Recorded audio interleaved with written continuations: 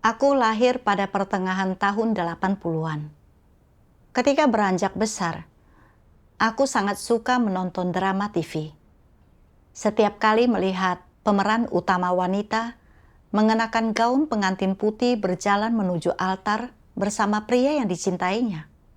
Dan pria itu berkata kepadanya, "Aku akan melindungimu seumur hidup dan membahagiakanmu." Aku merasa sangat iri. Aku yakin bahwa bersama orang yang kau cintai, memiliki anak yang manis, dan hidup bersama sebagai keluarga yang harmonis.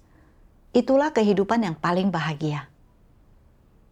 Ketika beranjak dewasa, aku bertemu seorang pemuda matang dan berkepribadian tenang. Dia sangat perhatian kepadaku, toleran terhadap sifatku yang selalu mengikuti kemauanku sendiri, dan selalu melakukan hal-hal romantis untukku, seperti membelikanku hadiah-hadiah kecil. Dia berjanji akan selalu memperlakukanku dengan baik dan tak akan membiarkanku disakiti sedikit pun. Meskipun keluarganya sangat miskin dan orang tuaku sangat menentang pernikahan kami, aku menikahinya tanpa berpikir dua kali. Setelah menikah, kami memiliki seorang putra yang manis, dan suamiku masih tetap penuh perhatian. Dia mengurus semua urusan keluarga kami, besar dan kecil. Jadi aku hampir tidak perlu khawatir tentang apapun. Aku tinggal di rumah untuk menjaga anak kami dan melakukan pekerjaan rumah tangga. Menyiapkan makanan lezat untuk suamiku setiap hari sebelum dia pulang.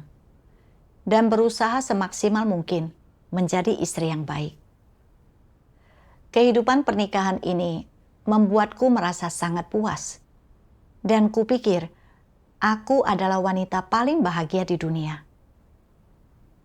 Ketika anak kami berusia 7 bulan, aku menerima Injil akhir zaman dari Tuhan yang Maha Kuasa. Dengan membaca firman Tuhan, aku jadi tahu asal-usul kejatuhan umat manusia. Bagaimana iblis merusak manusia, dan bagaimana Tuhan bekerja selangkah demi selangkah untuk menyelamatkan manusia. Aku memahami banyak kebenaran yang belum kupahami sebelumnya. Aku merasa bahwa percaya kepada Tuhan itu luar biasa, dan aku berharap suamiku turut percaya kepada Tuhan. Namun yang mengejutkanku, ketika suamiku tahu aku percaya kepada Tuhan, dia menjadi sangat marah. Dia benar-benar melarangku untuk percaya, dan bahkan menuntut agar aku memberitahu siapa yang telah memberitakan Injil kepadaku. Menyatakan bahwa dia akan membuat perhitungan dengan orang itu. Melihat sikap suamiku, hatiku hancur. Aku takut dia akan berdebat denganku setiap hari karena imanku. Hubungan kami akan hancur, dan aku akan kehilangan pernikahanku. Aku merasa agak lemah, dan aku tidak lagi memiliki motivasi yang besar dalam imanku. Beberapa hari kemudian, seorang saudari mengetahui keadaanku dan membacakan satu bagian firman Tuhan untukku. Tuhan Yang Maha Kuasa berfirman, "Di luarnya, setiap langkah pekerjaan yang Tuhan lakukan dalam diri manusia terlihat sebagai interaksi antara manusia, seolah-olah lahir dari pengaturan manusia atau dari gangguan manusia. Namun di balik setiap langkah pekerjaan dan semua yang terjadi adalah pertaruhan yang iblis buat di hadapan Tuhan, dan hal ini menuntut orang-orang untuk tetap teguh dalam kesaksian mereka bagi Tuhan.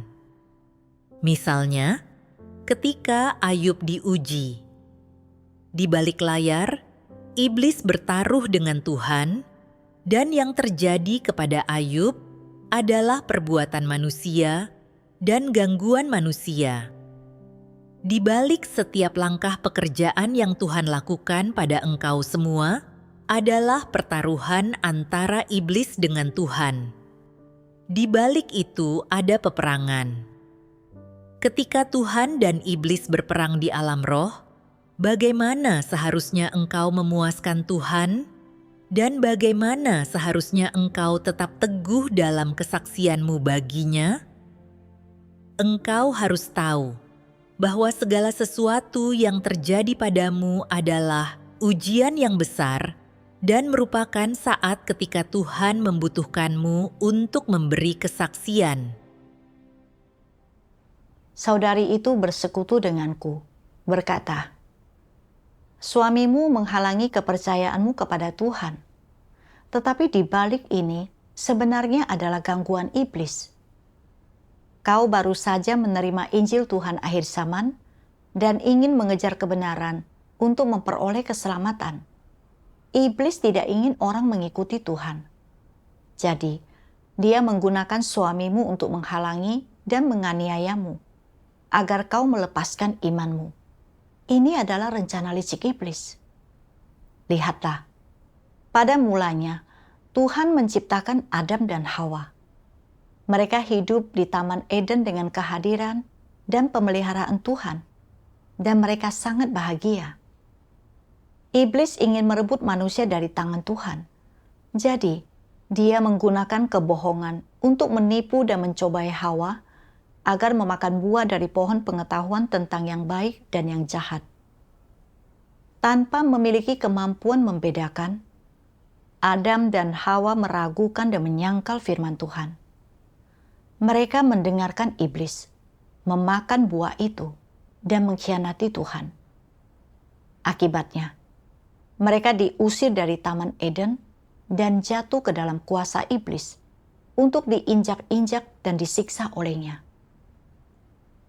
Iblis sedang menggunakan suamimu untuk menganiaya dan menghalangimu. Kita harus melihat dengan jelas rencana licik iblis dan tetap teguh dalam kesaksian kita bagi Tuhan. Setelah mendengarkan persekutuan saudari itu, aku mengerti. Karena aku ingin percaya dan mengikuti Tuhan, iblis akan melakukan segala yang dia mampu untuk menghalangiku. Dia mencoba menggunakan penganiayaan suamiku untuk membuatku melepaskan imanku. Jika aku menuruti suamiku dan berhenti percaya, aku akan mengkhianati Tuhan. Aku tidak boleh terjebak tipu muslihat iblis. Tidak peduli bagaimana suamiku menganiayaku, aku tidak bisa melepaskan imanku kepada Tuhan. Setelah itu, setiap kali suamiku tidak ada di rumah, aku akan diam-diam membaca firman Tuhan dan pergi ke pertemuan. Setahun kemudian, aku dipilih menjadi diaken penyiraman. Dengan menghadiri pertemuan, membaca firman Tuhan, dan mendengarkan saudara-saudari bersekutu tentang pemahaman berdasarkan pengalaman mereka akan firman-Nya, aku makin yakin bahwa percaya kepada Tuhan adalah jalan yang benar dalam hidup, dan aku menjadi lebih aktif dalam melaksanakan tugasku. Namun, aku masih terkekang oleh suamiku. Terkadang, jika pertemuan berakhir agak larut, aku menjadi gelisah. Khawatir suamiku akan marah dan bertengkar denganku ketika dia pulang dan tidak melihatku. Jadi, begitu pertemuan selesai, aku akan bergegas pulang secepat mungkin.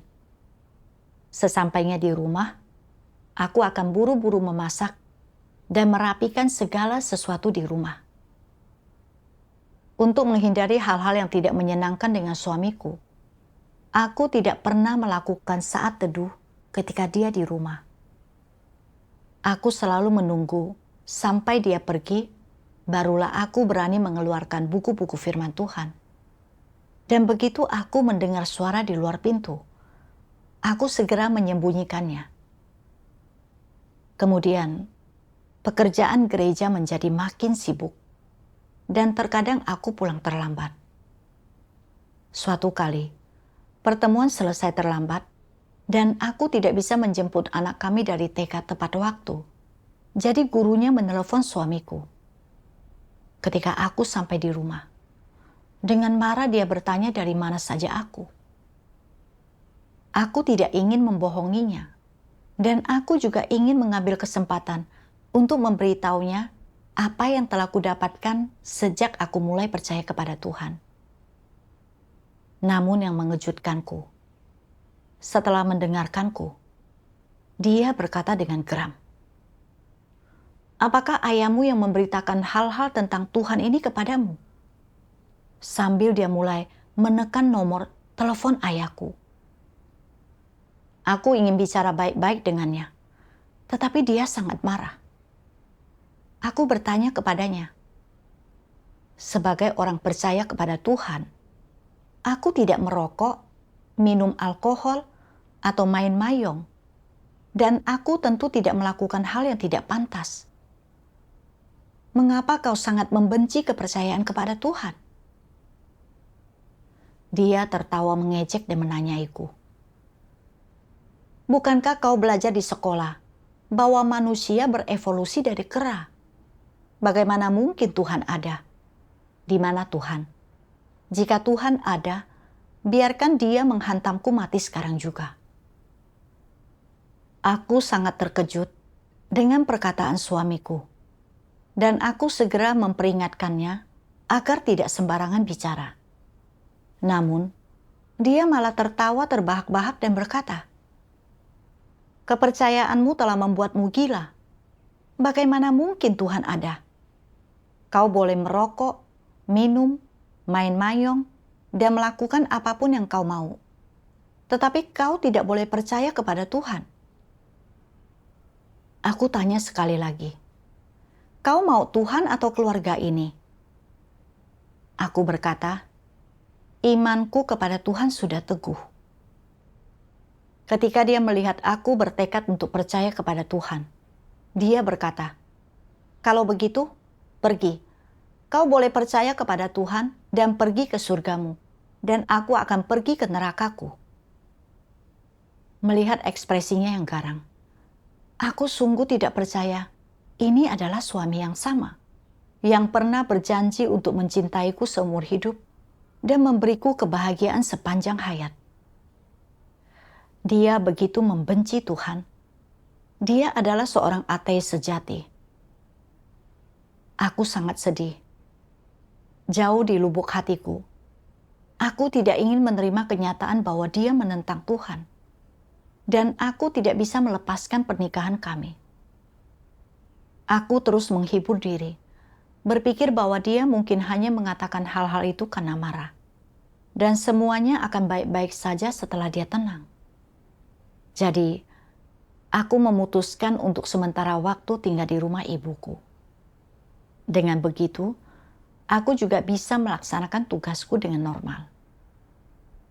Namun, tanpa diduga, beberapa hari kemudian, suamiku datang ke rumah ibuku bersama sekelompok temannya. Mereka semua bicara bersamaan, berusaha membujukku agar meninggalkan imanku. Aku takut mereka akan menarik perhatian komite lingkungan atau polisi. Jadi aku tidak punya pilihan selain pulang bersama suamiku untuk sementara waktu. Setelah kami kembali ke rumah, suamiku mengawasiku setiap hari, membawaku bersamanya kemanapun dia pergi, dan tidak membiarkanku tinggal sendirian di rumah.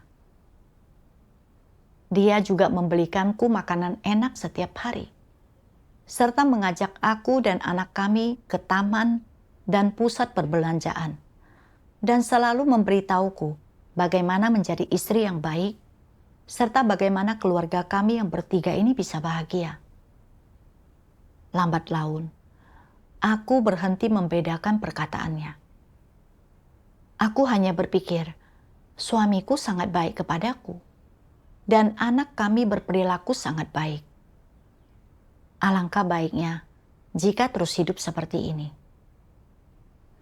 Karena aku makin menyukai kehidupan seperti ini, aku tidak lagi menanggung beban dalam tugasku. Aku tidak menghadiri pertemuan kelompok selama sebulan. Dan setelah itu, pemimpin memberhentikanku dengan mempertimbangkan keadaanku. pada hari-hari berikutnya. Meskipun suamiku tidak marah lagi kepadaku, aku tidak bisa mengusir kehampaan dalam jiwaku. Aku menjalani hari-hari dengan linglung. Aku sering bertanya pada diri sendiri, apakah aku akan menjalani seluruh hidupku seperti ini? Apa arti hidup ini? Kemudian, beberapa baris firman Tuhan muncul di benakku.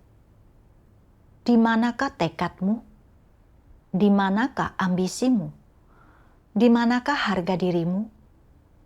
Di manakah integritasmu? Menghadapi pertanyaan-pertanyaan Tuhan satu demi satu, aku merasa tersiksa. Aku bertanya pada diri sendiri dalam hati, di mana tekadku? Mengapa aku tidak bisa melepaskan diri dari kekangan suamiku? Setelah itu, aku menemukan bagian firman Tuhan itu untuk dibaca. Tuhan yang Maha Kuasa berfirman, Tuhan sudah mengucapkan begitu banyak firman, tetapi siapa yang pernah menganggapnya serius? Manusia tidak memahami firman Tuhan, tetapi ia tidak merasa cemas dan tidak memiliki kerinduan. Ia tidak pernah benar-benar mengenal esensi si setan tua. Orang-orang hidup di alam maut, di neraka, tetapi percaya bahwa mereka hidup di istana di dasar laut. Mereka dianiaya oleh si naga merah yang sangat besar, tetapi mengira diri mereka disayang oleh negara. Mereka dibodohi oleh setan, tetapi mengira mereka sedang menikmati keahlian daging yang luar biasa. Benar-benar segerombolan orang-orang tak berguna yang kotor dan hina. Manusia telah mengalami kemalangan, tetapi ia tidak mengetahuinya, dan di tengah masyarakat yang gelap ini, ia menderita kecelakaan demi kecelakaan, tetapi ia tidak pernah terbangun karena hal ini. Kapan ia akan membuang wataknya yang baik kepada dirinya sendiri dan wataknya yang seperti budak? Mengapa ia tidak memikirkan hati Tuhan? Apakah diam-diam ia menerima penindasan dan kesulitan ini? Tidakkah ia mengharapkan datangnya hari di mana ia bisa mengubah kegelapan menjadi terang? Tidakkah ia berharap untuk memulihkan keadilan dan kebenaran yang telah diperlakukan tidak adil? Apakah ia bersedia menonton dan tidak melakukan apapun ketika orang-orang menolak kebenaran dan memutarbalikkan fakta? Apakah ia bersedia terus menanggung ketidakadilan ini? Apakah ia bersedia menjadi budak? Apakah ia bersedia binasa di tangan Tuhan bersama dengan para budak dari negara yang gagal ini? Di manakah tekadmu? Di manakah ambisimu? Di manakah harga dirimu? Di manakah integritasmu? Di manakah kebebasanmu? Ia tanpa tujuan ditindas dan ditekan dengan cara ini, dan seluruh hidupnya pada akhirnya dihabiskan dalam kesia-siaan. Mengapa ia begitu terburu-buru datang dan begitu buru-buru untuk pergi? Mengapa ia tidak menyimpan sesuatu yang berharga untuk diberikan kepada Tuhan? Ketika membaca penyingkapan Tuhan tentang keadaan kehidupan manusia saat ini, aku merasa seolah-olah terbangun dari mimpi. Dahulu, aku berpikir bahwa keluarga bertiga yang hidup bersama dalam keharmonisan adalah kehidupan yang paling indah. Tetapi benarkah demikian? Percaya kepada Tuhan adalah hal yang sepenuhnya wajar dan dapat dibenarkan. Namun, agar tidak membuat suamiku marah, aku bahkan tidak berani membaca firman Tuhan di rumah, apalagi menghadiri pertemuan atau melaksanakan tugasku. Aku menghabiskan setiap hari hanya untuk mengurus kebutuhan sehari-hari suami dan anakku. Hidup tanpa tujuan atau arah, seperti mayat hidup. Menjalani kehidupan yang tidak bermakna dan tanpa jati diri ini, sama sekali bukanlah kebahagiaan. Persis seperti yang Tuhan katakan. Engkau semua hidup di dunia seperti kuda dan ternak, tetapi engkau semua benar-benar tidak merasa sedih. Engkau penuh dengan sukacita dan hidup dengan bebas dan mudah. Engkau berenang di air kotor itu, tetapi engkau benar-benar tidak menyadari bahwa engkau telah jatuh ke dalam situasi yang sulit semacam itu. Setiap hari, engkau bergaul dengan roh-roh najis dan berinteraksi dengan kotoran, dan kehidupanmu sangat vulgar. Engkau benar-benar tidak menyadari bahwa engkau sama sekali tidak hidup di dunia manusia, dan bahwa engkau tidak berkuasa atas dirimu sendiri. Tidak tahukah engkau bahwa hidupmu telah lama diinjak-injak oleh roh-roh najis, atau bahwa karaktermu telah lama dicemari oleh air kotor itu? Apakah pikirmu engkau tinggal di surga duniawi, bahwa engkau berada di tengah-tengah kebahagiaan? Tidak tahukah engkau bahwa engkau telah menjalani hidup dengan roh-roh najis, dan bahwa engkau telah menjalani hidup dengan segala yang telah dipersiapkan mereka bagimu? Bagaimana mungkin hidupmu punya arti? Bagaimana mungkin hidupmu memiliki nilai? Makin kurenungkan firman Tuhan, makin kurasakan betapa menyedihkannya hidupku. Tanpa membuang waktu, semua saudara-saudariku makan dan minum firman Tuhan, serta mengejar kebenaran, dan kehidupan mereka terus bertumbuh.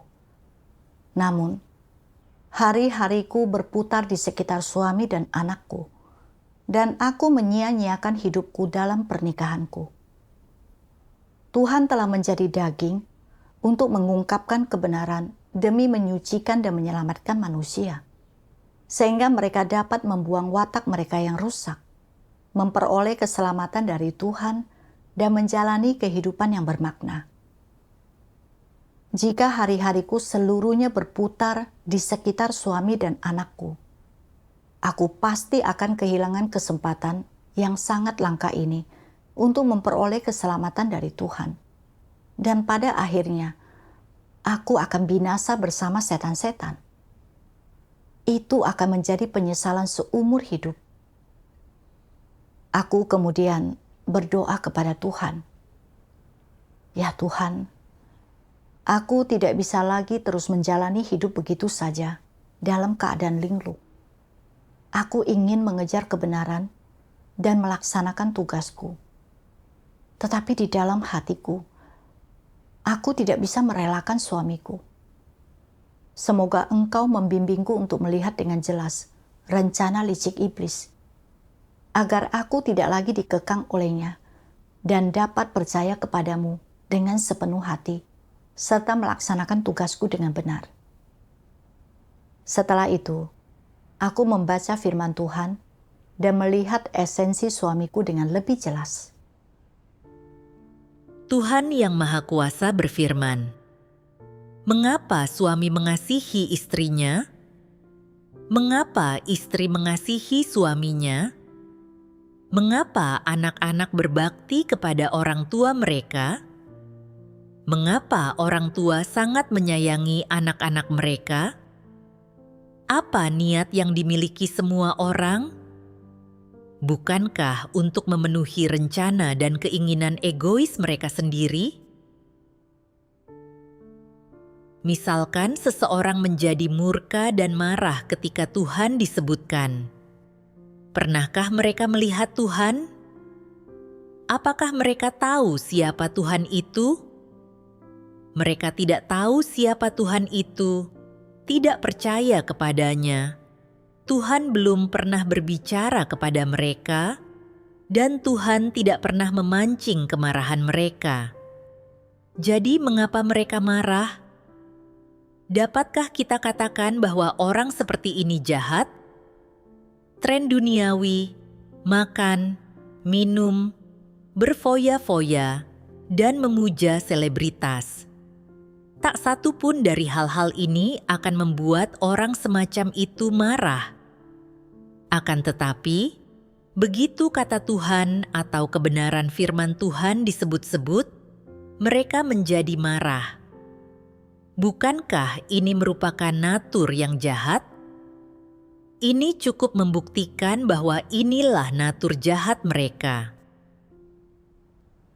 Firman Tuhan menyadarkanku, suamiku sama sekali tidak benar-benar mencintaiku. Apa yang disebutnya cinta itu bersyarat. Aku memikirkan, mengapa suamiku dahulu begitu menuruti kemauanku. Itu karena keluarganya sangat miskin, dan dia tidak memberiku hantaran pertunangan saat kami menikah. Sementara penampilanku dan latar belakang keluargaku lebih baik darinya. Dia merasa bangga bisa bersanding denganku. Ditambah lagi, setelah kami menikah, aku mencuci, memasak untuknya, dan memberinya seorang anak. Dan aku bersikap penuh perhatian, serta mengurusnya dalam segala aspek kehidupan. Setelah aku mulai percaya kepada Tuhan, karena PKT menangkap orang-orang Kristen, dia takut bahwa jika aku ditangkap, dia akan kehilangan muka, maka dia menjadi dingin terhadapku, sering marah kepadaku, dan bahkan mencoba segala cara untuk membuatku berhenti percaya kepada Tuhan. Mana mungkin itu disebut cinta padaku? Itu jelas-jelas hanya mengendalikan dan memanfaatkanku. Aku telah dibutakan oleh apa yang disebut cinta. Berpikir suamiku benar-benar mencintaiku. Aku begitu bodoh. Begitu Tuhan disebutkan, suamiku langsung naik pitam dan sangat marah. Bahkan melontarkan kata-kata yang menyangkal dan mencemooh Tuhan. Dia adalah setan yang membenci dan menentang Tuhan. Untuk membuatku meninggalkan imanku, dia menggunakan taktik keras maupun lunak. Dan bahkan berkata aku boleh makan, minum, bersenang-senang, dan bermain-mayung. Apa saja, kecuali percaya kepada Tuhan dan menempuh jalan yang benar. Setan memang sejahat itu. Dahulu, aku melihatnya sebagai orang yang dewasa, tenang, dan toleran terhadapku dalam segala hal. Dan kupikir, dialah pria tempat aku dapat mempercayakan seluruh hidupku. Namun sekarang, aku melihatnya dengan jelas. Itu semua hanyalah ilusi. Aku tidak memiliki kebenaran dan tidak mampu membedakan orang. Aku telah ditipu oleh kata-kata manisnya selama ini. Aku begitu buta. Kemudian, aku teringat akan firman Tuhan. Orang percaya dan orang tidak percaya secara inheren tidak sesuai. Sebaliknya mereka saling bertentangan. Suamiku adalah seorang ateis yang mengejar tren duniawi dan menikmati makan, minum, dan bersenang-senang. Aku percaya kepada Tuhan, serta mengejar kebenaran dan keselamatan. Kami tidak menempuh jalan yang sama. Dia tidak bisa mengubah imanku, dan aku tidak bisa mengubah esensinya. Bahkan, jika kami tetap bersama, kami tidak akan bahagia. Suamiku terus mengawasiku, membujukku setiap hari untuk ikut dengannya mengikuti tren-tren jahat, serta menghalangiku untuk percaya kepada Tuhan dan melaksanakan tugasku. Itu bukan cinta. Itu menyeretku ke neraka bersamanya. Aku tidak bisa berkompromi dengan setan ini lagi.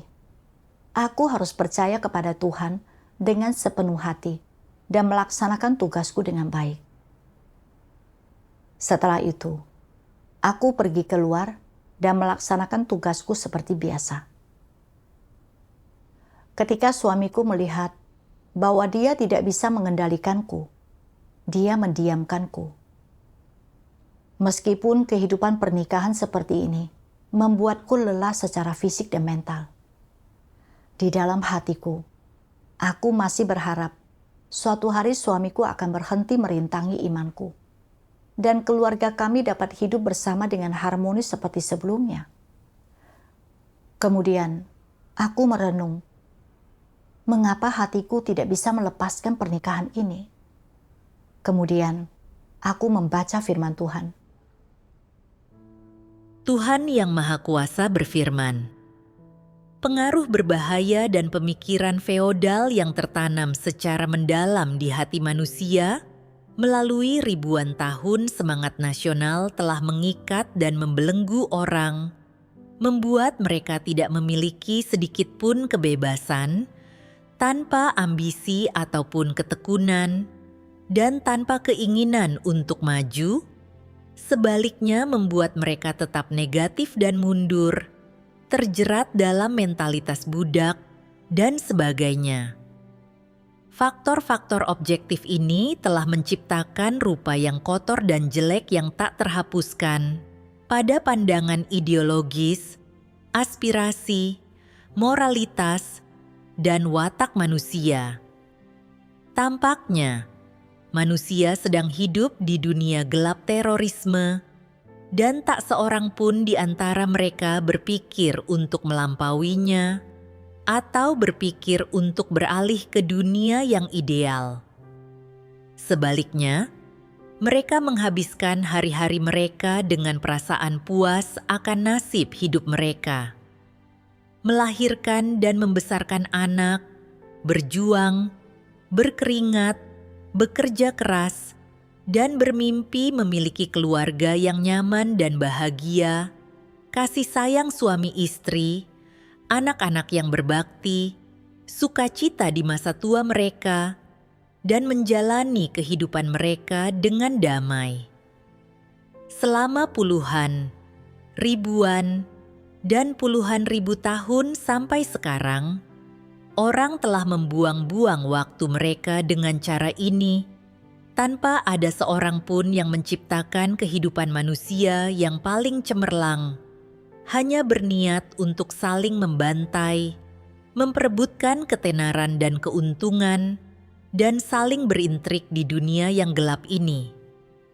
Siapakah yang pernah mencari maksud-maksud Tuhan? Adakah yang pernah mengindahkan pekerjaan Tuhan? Semua bagian dari orang yang dikuasai oleh pengaruh kegelapan telah lama menjadi natur manusia, sehingga cukup sulit untuk melaksanakan pekerjaan Tuhan, dan orang-orang bahkan kurang punya hati untuk memperhatikan apa yang telah dipercayakan Tuhan kepada mereka sekarang ini. Setelah membaca firman Tuhan, aku pun mengerti. Setelah dirusak oleh iblis, orang-orang diikat dan dibelenggu oleh berbagai gagasan budaya tradisional dan pemikiran feodal. Mereka menjadikan pernikahan yang penuh kasih dan membesarkan anak sebagai tujuan pengejaran seumur hidup mereka. Dan ini telah diturunkan dari generasi ke generasi. Selain itu, berbagai acara TV, film, dan karya sastra mempromosikan ide-ide seperti cinta adalah yang terutama dan bergandengan tangan dan menjadi tua bersama.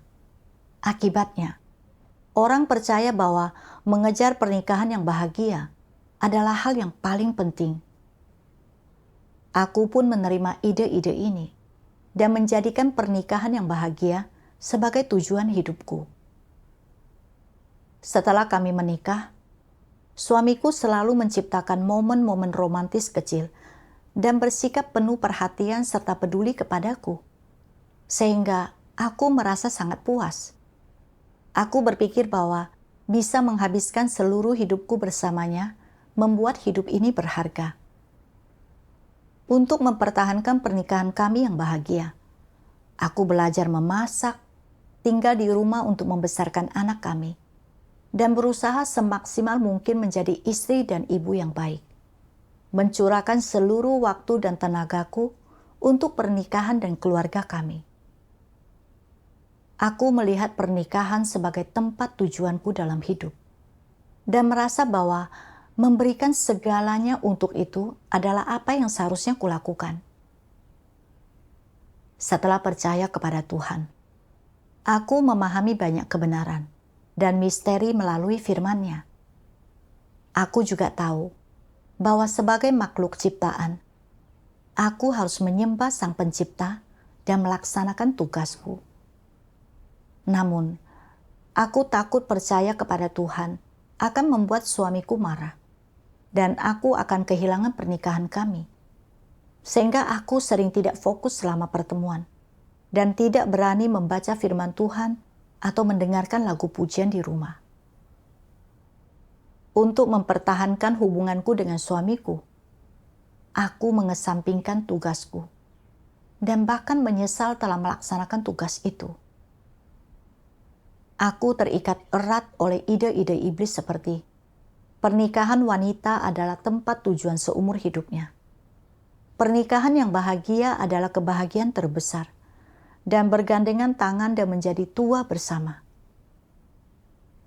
Aku tidak bisa membedakan antara hal-hal positif dan negatif. Dan aku dengan mudah meninggalkan tugasku demi mengejar pernikahan yang bahagia. Jika aku terus seperti ini, pada akhirnya aku akan binasa bersama iblis. Kalau dipikir-pikir, sekalipun aku bisa menjalani kehidupan yang harmonis dengan suamiku, apa arti semua itu? Aku tidak akan melaksanakan tugasku sebagai makhluk ciptaan, juga tidak akan memahami kebenaran yang seharusnya kupahami. Bukankah menjalani seluruh hidupku dalam kebingungan hanya akan membuang-buang waktu? Kemudian, aku teringat akan firman Tuhan. Selama puluhan, ribuan, dan puluhan ribu tahun sampai sekarang, orang telah membuang-buang waktu mereka dengan cara ini, tanpa ada seorang pun yang menciptakan kehidupan manusia yang paling cemerlang. Kehidupan yang kukejar adalah kehidupan yang tidak berarti, dan mau tak mau aku merenung. Apa kehidupan yang paling indah? Bagaimana seharusnya seseorang benar-benar menjalani hidupnya agar hidup itu bermakna? Kemudian, aku membaca 2 bagian firman Tuhan dan menemukan arah hidupku di dalamnya. Tuhan Yang Maha Kuasa berfirman, ada orang-orang yang secara keliru menjadikan pengejaran akan kebahagiaan pernikahan atau hal memenuhi tanggung jawab mereka terhadap pasangannya dan menjaga, mengurus, dan menyayangi serta melindungi pasangan mereka sebagai misi hidup mereka, dan mereka menganggap pasangan mereka adalah seluruh dunia mereka sebagai hidup mereka. Ini salah. Nasibmu berada di bawah kedaulatan Tuhan dan tidak dikendalikan oleh pasanganmu. Pernikahan tidak dapat mengubah nasibmu, juga tidak dapat mengubah fakta bahwa Tuhan berdaulat atas nasibmu. Mengenai pandangan hidup seperti apa yang harus kau miliki dan jalan yang harus kau tempuh, engkau harus mencarinya di dalam ajaran dan tuntutan firman Tuhan, tidak bergantung pada pasanganmu untuk mendapatkannya, dan tidak membiarkan pasanganmu yang memutuskannya. Selain memenuhi tanggung jawabnya terhadapmu, pasanganmu tidak boleh memiliki kendali atas nasibmu. Dia juga tidak boleh menuntut agar engkau mengubah arah hidupmu, dan juga tidak boleh memutuskan jalan mana yang kau tempuh, ataupun memutuskan pandangan hidup apa yang seharusnya kau miliki, dan terlebih lagi, dia tidak boleh mengekang atau menghentikanmu agar engkau tidak mengejar keselamatan. Dalam hal pernikahan, yang bisa orang lakukan hanyalah menerima bahwa itu adalah dari Tuhan dan mematuhi definisi pernikahan yang telah Tuhan tetapkan bagi manusia, di mana baik suami maupun istri memenuhi tanggung jawab dan kewajiban mereka satu sama lain. Yang tidak dapat mereka lakukan adalah menentukan nasib, kehidupan sebelumnya, kehidupan sekarang, atau kehidupan selanjutnya, apalagi menentukan kekekalan pasangan mereka. Tempat tujuanmu, nasibmu, dan jalan yang kau tempuh hanya dapat ditentukan oleh Sang Pencipta. Oleh karena itu, sebagai makhluk ciptaan, entah peranmu sebagai istri atau suami, kebahagiaan yang seharusnya kau kejar dalam kehidupan ini berasal dari pelaksanaan tugasmu sebagai makhluk ciptaan dan penyelesaian misi sebagai makhluk ciptaan. Kebahagiaan tidak berasal dari pernikahan itu sendiri, apalagi dari pemenuhan tanggung jawabmu sebagai istri atau suami di dalam kerangka pernikahan. Tentu saja, jalan yang kau pilih untuk ditempuh dan pandangan hidup yang kau miliki tidak boleh dibangun di atas kebahagiaan pernikahan, apalagi ditentukan oleh pasangan. Ini adalah sesuatu yang harus kau pahami. Jadi, orang yang memasuki pernikahan yang hanya mengejar kebahagiaan pernikahan dan hanya menganggap pengejaran ini sebagai misi mereka, harus melepaskan pemikiran dan pandangan seperti itu, mengubah cara penerapan mereka, dan mengubah arah hidup mereka. Semua orang harus berusaha menjalani kehidupan yang bermakna dan tidak boleh puas dengan keadaan mereka saat ini. Mereka harus menghidupi citra Petrus, dan mereka harus memiliki pengetahuan dan pengalaman Petrus. Mereka harus mengejar hal-hal yang lebih tinggi dan lebih mendalam. Mereka harus mengejar kasih kepada Tuhan yang lebih dalam dan lebih murni, dan kehidupan yang bernilai dan bermakna. Hanya inilah kehidupan. Hanya dengan begitu, barulah mereka akan sama seperti Petrus. Engkau harus berfokus untuk memasuki sisi positif secara proaktif, dan tidak boleh negatif serta membiarkan dirimu mundur karena engkau merasa puas dengan kenyamanan sesaat, sembari mengabaikan kebenaran yang lebih mendalam, lebih terperinci, dan lebih nyata. Engkau harus memiliki kasih yang nyata, dan engkau harus menemukan segala cara yang mungkin untuk membebaskan dirimu dari kehidupan yang bejat dan tanpa beban ini, yang tidak ada bedanya dengan kehidupan binatang. Engkau harus menjalani kehidupan yang bermakna, kehidupan yang bernilai, dan engkau tidak boleh membodohi dirimu sendiri atau memperlakukan hidupmu seperti mainan untuk dipermainkan.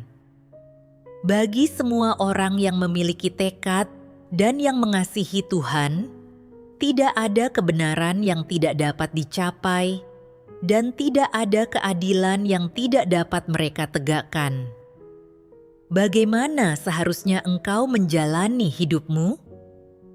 Bagaimana seharusnya engkau mengasihi Tuhan dan menjadikan kasih ini sebagai sarana untuk memenuhi maksudnya? Tidak ada hal yang lebih besar dalam hidupmu. Di atas segalanya, engkau harus memiliki tekad dan ketekunan seperti ini, dan janganlah menjadi pengecut yang lemah. Engkau harus belajar bagaimana mengalami kehidupan yang bermakna dan mengalami kebenaran yang bermakna, dan tidak boleh memperlakukan dirimu dengan sikap asal-asalan seperti itu. Tanpa kau sadari, hidupmu akan berlalu. Setelah itu, masih akan adakah kesempatan seperti ini bagimu untuk mengasihi Tuhan? Bisakah manusia mengasihi Tuhan setelah dia mati? Engkau harus memiliki tekad dan hati nurani yang sama seperti Petrus. Engkau harus menjalani kehidupan yang bermakna dan janganlah bermain-main dengan dirimu sendiri. Sebagai manusia dan sebagai orang yang mengejar Tuhan, engkau harus mampu memikirkan dan menyikapi hidupmu dengan saksama. Memikirkan bagaimana engkau seharusnya mempersembahkan diri bagi Tuhan, bagaimana engkau harus memiliki iman yang lebih bermakna kepada Tuhan, dan karena engkau mengasihi Tuhan, bagaimana engkau harus mengasihinya dengan cara yang lebih murni, lebih indah, dan lebih baik. Engkau harus menderita demi kebenaran, engkau harus mengorbankan diri demi kebenaran, engkau harus menanggung penghinaan demi kebenaran, dan engkau harus menanggung lebih banyak penderitaan demi memperoleh lebih banyak kebenaran. Inilah yang harus kau lakukan. Jangan membuang kebenaran demi nikmatnya keharmonisan keluarga, dan jangan kehilangan martabat dan integritas seumur hidupmu demi kenikmatan sesaat. Engkau harus mengejar segala sesuatu yang indah dan baik, dan engkau harus mengejar jalan hidup yang lebih bermakna. Jika engkau menjalani kehidupan yang biasa-biasa saja dan duniawi, serta tidak memiliki tujuan apapun untuk dikejar, bukankah artinya engkau menyia-nyiakan hidupmu? Apa yang dapat kau peroleh dari kehidupan semacam itu?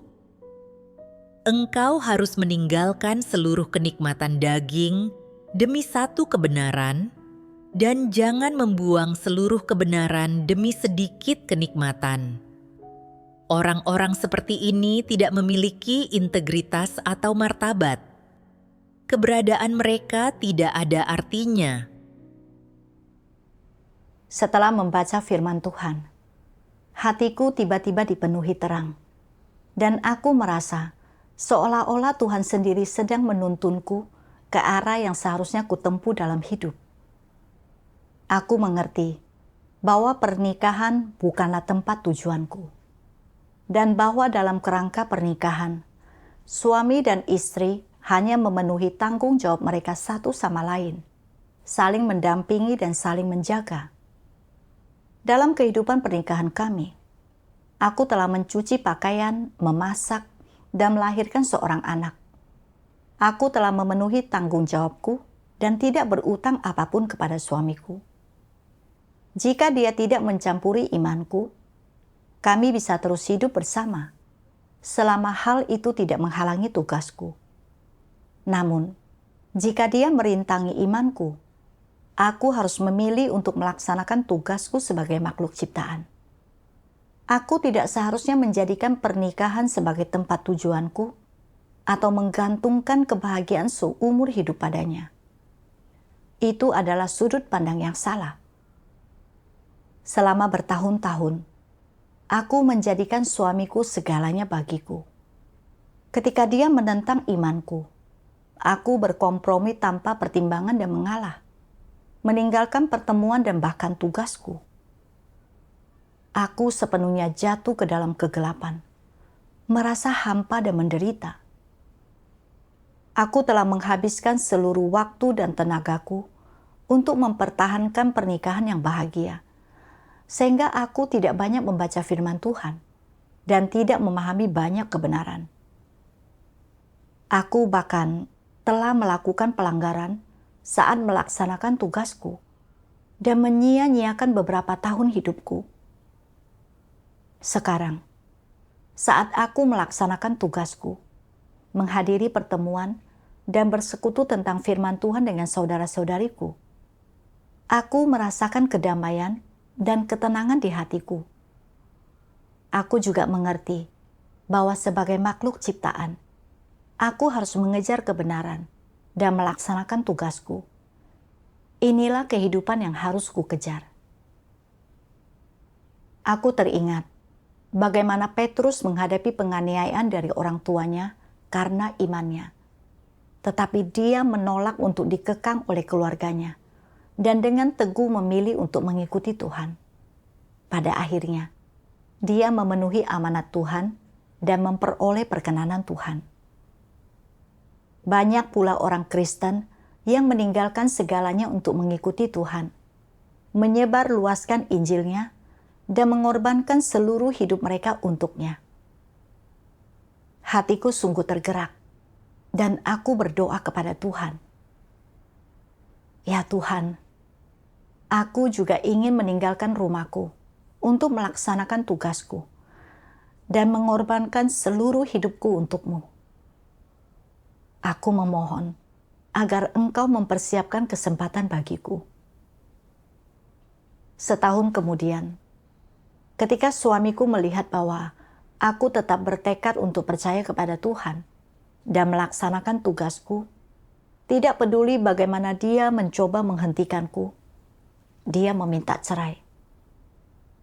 Aku berkata dengan tenang, "Kalau begitu, mari kita menempuh jalan masing-masing dan berpisah secara baik-baik." Ketika suamiku melihat bahwa aku serius, dia pun mengalah. Dia setuju membiarkanku meninggalkan rumah untuk melaksanakan tugasku, tetapi tidak mau menceraikanku. Ketika meninggalkan rumah, aku merasa seperti burung yang dilepaskan dari sangkarnya. Akhirnya bebas terbang. Aku bisa menyanyikan lagu pujian kapanpun aku mau. Makan dan minum firman Tuhan kapanpun aku mau. Dan aku tidak perlu mengkhawatirkan apa-apa. Meskipun aku pulang terlambat setelah menyelesaikan tugasku.